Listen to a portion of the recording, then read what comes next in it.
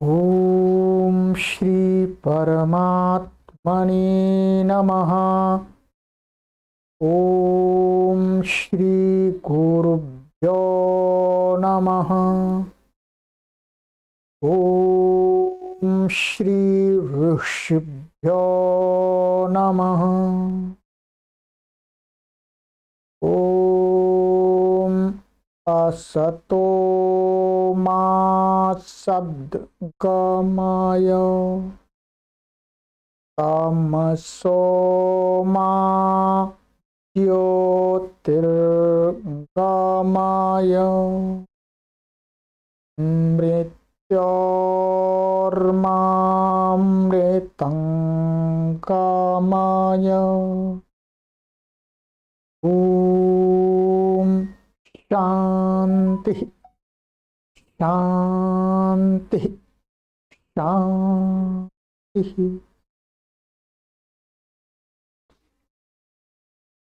सर्वेभ्यो नमः। देववाणी संस्कृतम यूट्यूब चलन दृश्यम प्रति भवतां भवतीनां च हार्दं स्वागतम्। देववाणी संस्कृतम यूट्यूब चैनल में आप सभी का हार्दिक अभिनंदन। मित्रों, महर्षि पतंजलि के द्वारा प्रणीत योग दर्शन को हम पढ़ रहे हैं। आज हमारी योग दर्शन की लाइव कक्षा संख्या 87 है। 87 को आज हम पढ़ेंगे। 86 कक्षाओं को मैंने पढ़ा दिया है और सभी कक्षाओं को क्रमानुसार आप सभी लोग पढ़ें तो आपको और अच्छा समझ में आएगा। प्लेलिस्ट में एक कॉलम बना दिया गया है, योग दर्शन लाइव कक्षाएं, पर आप क्लिक कीजिएगा और सभी कक्षाएं आपके लिए उपलब्ध हैं। आप अपने समय की अनुकूलता से कभी भी इनको पढ़िएगा, ठीक है। जब भी आपको समय मिलता है, यात्रा में भी पढ़ सकते हैं, कभी घर पर आप कोई कार्य नहीं कर रहे हैं तो भी पढ़ सकते हैं, कभी आप कुछ अपने कार्य से थोड़े से थक गए हैं अर्थात बोरिंग महसूस कर रहे हैं तो आप इन कक्षाओं को पढ़िएगा, आध्यात्मिक ज्ञान भी मिलेगा आपको। तो चलिएगा मित्रों, गत कक्षा में मैंने आपको एक सूत्र पढ़ाया था।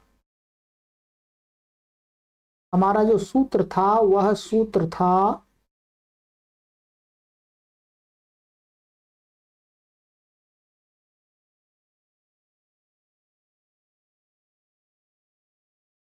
ये सूत्र था 49वां 49 तत्व पुरुषान्यताख्याति मात्रस्य सर्वभावाधिष्ठातृत्वं सर्वज्ञातृत्वं। ये सूत्र है।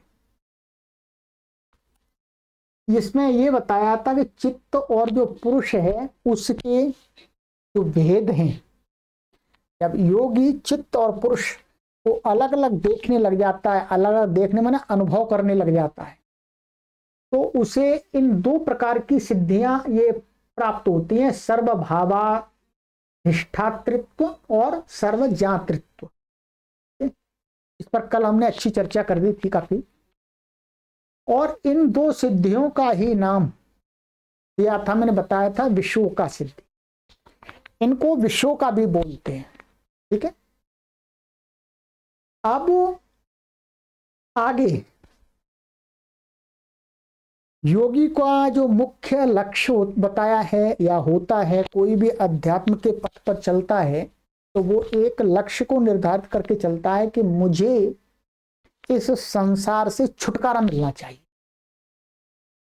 संसार से छुटकारा मिलने का तात्पर्य है कि जन्म मरण का जो मेरे साथ में एक चक्र जोड़ दिया है वो चक्र टूटना चाहिए। बस ये जन्म हो गया मेरा, अब इसके बाद मेरी जो मृत्यु हो जाएगी, उस मृत्यु के बाद मेरा दोबारा पुनर्जन्म नहीं होना चाहिए। अध्यात्म पथ पर चलने वाला जो साधक होता है, पाथेय होता है, वो ऐसी ही भावना लेकर के चलता है। वो सफल हो पाता है अथवा नहीं हो पाता है, ये अलग बात है। ये उसके पुरुषार्थ के ऊपर है, उसके संस्कारों के ऊपर है, और वो कितना परिश्रम करता है, कितना उस समय उसमें समय लगाता है, ये सारी चीजें ये व्यक्तिगत होती हैं। तो योगी का मुख्य लक्ष्य है कि जन्म मरण के चक्र को तोड़ना, और जैसे ही जन्म मरण का चक्र टूटता है और ये शरीर से एकदम अलग हो जाता है आत्म तत्व हमेशा के लिए, तो क्या है, फिर कहते हैं कि वो परमात्मा के साथ जुड़ जाता है। परमात्मा के साथ तो अब भी जुड़ा हुआ है, परंतु उसको परमात्मा की लगातार हर क्षण, हर काल में, हर परिस्थिति में उसको परमात्मा की अनुभूति नहीं होती, परमात्मा का आनंद नहीं मिलता। तो फिर वो परमात्मा के साथ में ही आनंद का अनुभव करता रहता है आत्मा। ठीक है, आनंद मानो उसको कोई ये ऐसे दुख क्लेश ये सारी चीजें उसको कुछ होती नहीं है, इस संसार में होती है, उसके लिए प्रयासरत रहता है। तो यहां पर तो ये कहा कि जो इंद्रिय जय थी, इंद्रिय जय से तो ये होता है, ठीक है। अब पुरुष और सत्व का जब विवेक ज्ञान प्राप्त हो जाता है योगी को, तो ये दो प्राप्त कर लेता है। सर्वज्ञातृत्व माने जान लेता है वो प्रकृति जड़ है और आत्मा चेतन है, परमात्मा चेतन है। इसको पूरी तरह से जानने का अर्थ इस योग दर्शन में है अनुभव करना, ठीक है, फील करना। और सर्वभावाधिष्ठातृत्व माने उस पर वो जो चाहता है उस पर उसका अधिकार होता है। ठीक है, वो जो चाहता है उस पर उसका अधिकार होता है, उसको प्राप्त कर लेता, कोई परेशानी नहीं होती है। तो अब कहते हैं कि योगी को मुक्ति प्राप्त करनी है, तो मुक्ति इससे प्राप्त नहीं होगी। मुक्ति प्राप्त आगे बता रहे हैं अब कि इसको भी छोड़ने से होगी पकड़ के रखने से नहीं होगी, ये ध्यान रखेंगे। तो इसके लिए महर्षि पतंजलि जी ने आगे सूत्र बनाया है, सूत्र संख्या है 50। ये तृतीय पाद हमारा चल रहा है, विभूति पाद। विशोका सिद्धि से भी वैराग्य होने से कैवल्य माने मोक्ष प्राप्ति माने मोक्ष होता है। विशोका मैंने बता दिया पीछे वाली, जो सर्वभाव अधिष्ठातृत्व और सर्वजातृत्व जो है वो विशोका सिद्धि है।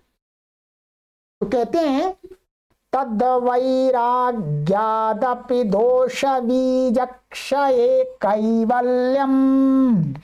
बहुत सरल अर्थ है, कुछ कठिन नहीं।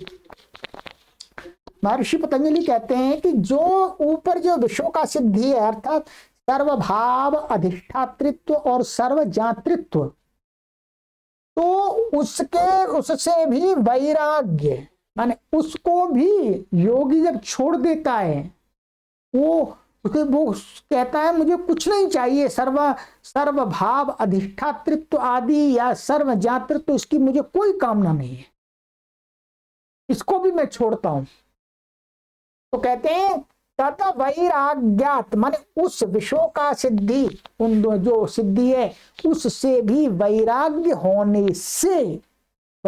होने से दोष बीज क्षय, जो चित्त है, चित्त के अंदर अभी विवेक ज्ञान है, वो विवेक ज्ञान रूपी संस्कार वो भी कैसे हो जाते हैं, दग्ध बीज।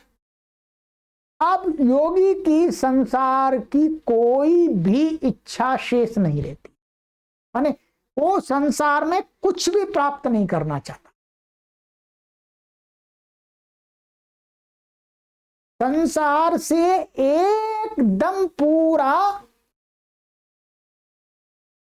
निरपेक्ष हो जाता है। तो क्या होता है, दोष बीज क्षय, माने जो दोष, जो मुक्ति में जो दोष है, संस्कार हमारा कैसा भी संस्कार हो, वो हर संस्कार जो चित्त में है वो मुक्ति के मार्ग में बाधक है। तो वो दोष का जो बीज है, वो दोष रूपी बीज, संस्कार रूपी जो बीज है, उसका भी नाश हो जाता है, दग्ध बीज हो जाता है। दग्ध बीज, दग्ध बीज का अर्थ आप जानते हैं, ये नहीं जानते तो बता देता हूं, कई बार पहले बताया है। दग्ध बीज जैसे कोई भी बीज है, सीड है, उसको हम डब्बे में रखें, कोई परेशानी नहीं, डब्बे में रखा, फिर हमने उसको जमीन में गाड़ा और पानी दिया, तो उसके अंदर अंकुर निकल आएगा, चलाएगा अंकुर। परंतु उस बीज को यदि भून दिया जाए, गरम बालू में भून दिया जाए और फिर उसको जमीन में गाड़ा जाए, फिर पानी दिया जाए, तो वो बीज कभी भी अंकुरित नहीं होगा, क्योंकि उसके अंदर अंकुरित होने वाली जो शक्ति है उसको नष्ट कर दिया।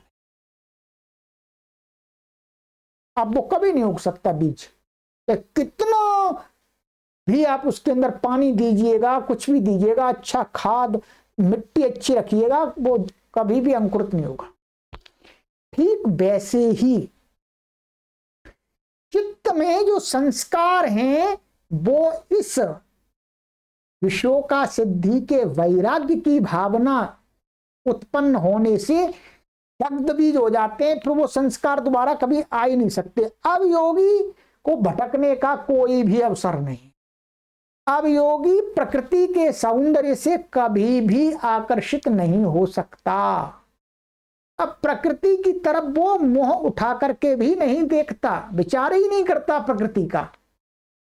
अरे दूध मीठा मीठा है, कितना अच्छा होता है, गाय का दूध कितना अच्छा होता है, ये सारी बातें नष्ट। और जैसे ही चित्त के संस्कार दग्ध बीज होते हैं, वैसे ही योगी मुक्त हो जाता है। मुक्त अर्थात जब तक शरीर में तब तक वो जीवन यापन करता रहता है, और जैसे ही एक शरीर की आयु समाप्त होती है बस फिर वो मुक्त हो जाता है और अनंत काल तक कहते हैं, फिर वो जन्म मरण के चक्कर में नहीं फंसता है। तो वही कहा कैवल्यम, दोष बीज अक्षय के होने पर क्या होता है, उससे योगी का कैवल्य हो जाता है, अर्थात मुक्ति हो जाती है, उसकी सैल्वेशन को प्राप्त कर लेता, मोक्ष को प्राप्त कर लेता। ठीक है, तो इस तरीके से भी योगी मुक्त हो जाता है। ठीक है, चलिएगा, तो ये सूत्र हमने पढ़ लिया। तद वैराग्यादपि दोष बीज क्षय कैवल्यम, अर्थात उस विषोका सिद्धि से भी वैराग्य होने से चित्त के दोष रूपी संस्कारों का क्षय हो जाने से फिर योगी कैवल्य को प्राप्त हो जाता है, अर्थात मुक्ति को प्राप्त कर लेता है। शरीर माने जो जन्म मरण का चक्कर था उसको तोड़ देता। अब ये तो जो इस प्रकार की साधना करते हैं वो ही इसकी आनंद की अनुभूति बता सकते हैं।